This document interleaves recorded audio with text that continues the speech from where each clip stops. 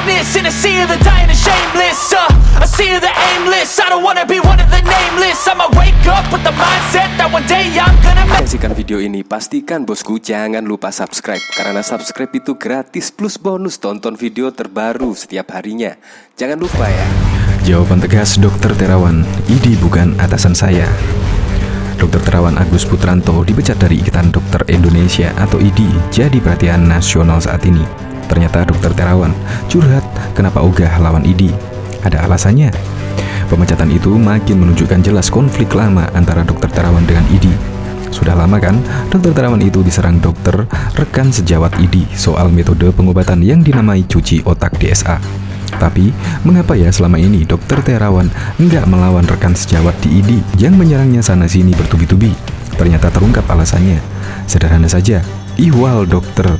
Terawan tidak menjawab atau meladeni serangan dari dokter rekan sejawat IDI adalah karena mereka yang menuduhnya tidak tabayun atau klarifikasi langsung kepadanya.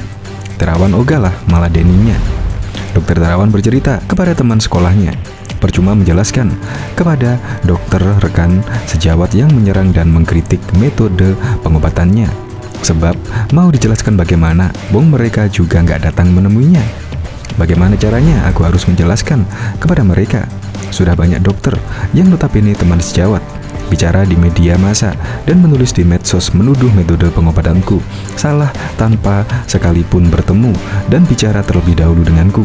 Curhat Dr. Terawan ke teman sekolahnya sesama SD, dikutip dari Hops ID dari akun Facebook Dwi Kun Sastro pada Senin 28 Maret 2022. Akun Facebook itu mengaku sebagai teman SD dari Dr. Terawan.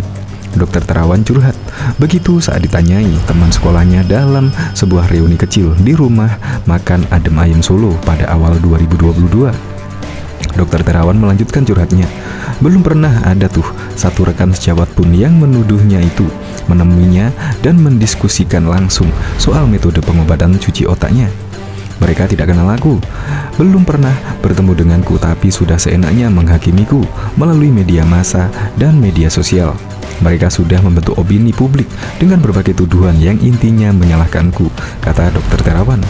Maka diperlakukan seperti itu, Dr. Terawan pantas ogah meladeni serangan dan kritikan dari IDI. Tidak ada gunanya aku datang menemui panggilan IDI, karena yang bakal terjadi adalah aku akan lebih dihakimi, kata dia. Nah, dalam curhatnya pula, Dr. Terawan menegaskan cuma patuh pada atasannya sebagai seorang dokter militer, yakni komandannya. Makanya perintah dari IDI bagi Dr. Terawan bukan sebuah perintah dari komandan. IDI bukan atasannya. Sebagai dokter militer, aku harus tunduk pada komandanku. Aku tidak bisa begitu saja ke sana kemari tanpa seizin komandanku. Kalau komandanku tidak mengizinkan, aku tidak bisa melanggar. Tentara harus mutlak setia pada komandannya, kata Dr. Terawan. Untuk itu, pikiran Dr. Terawan daripada meladeni IDI, lebih baik dia fokus dengan pekerjaannya menyembuhkan pasien yang datang berobat kepadanya. Selain itu, Dr. Terawan menegaskan baktinya untuk mengembangkan bakti rumah sakit tentara untuk berkontribusi bagi masyarakat. Yang lebih utama, sebagai dokter tentara, aku diberi tugas oleh pimpinan berkolaborasi dengan dokter tentara lain untuk menghidupkan seluruh rumah sakit tentara se-Indonesia agar RST tidak hanya melayani tentara dan keluarganya, tapi juga mampu melayani masyarakat umum dengan memuaskan, kata Terawan.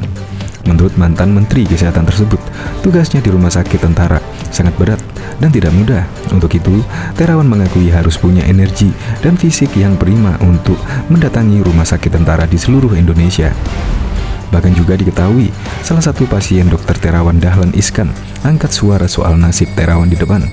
Menurutnya, nasib Dr. Terawan gak bingung-bingung amat. Setelah dipecat dari IDI, kata mantan Menteri BUMN itu, Dr. Terawan bisa tetap beraktivitas praktik seperti biasanya.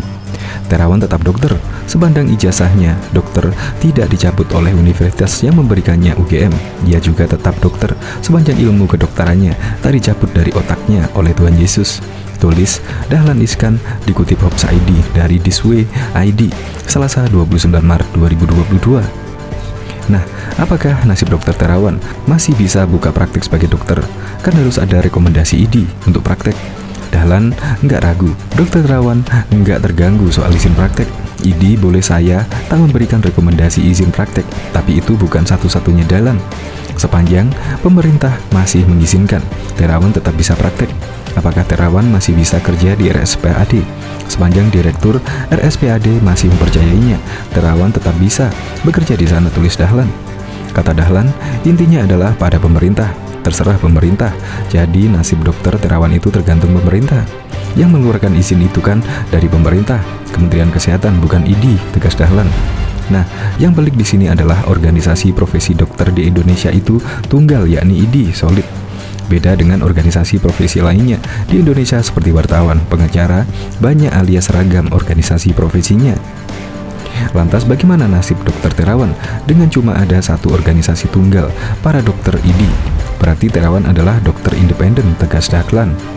Selain itu, Dahlan mengulas masalah dokter Terawan dengan ID itu bukan pelanggaran ADART ID, tapi dianggap melanggar etik sebagai dokter.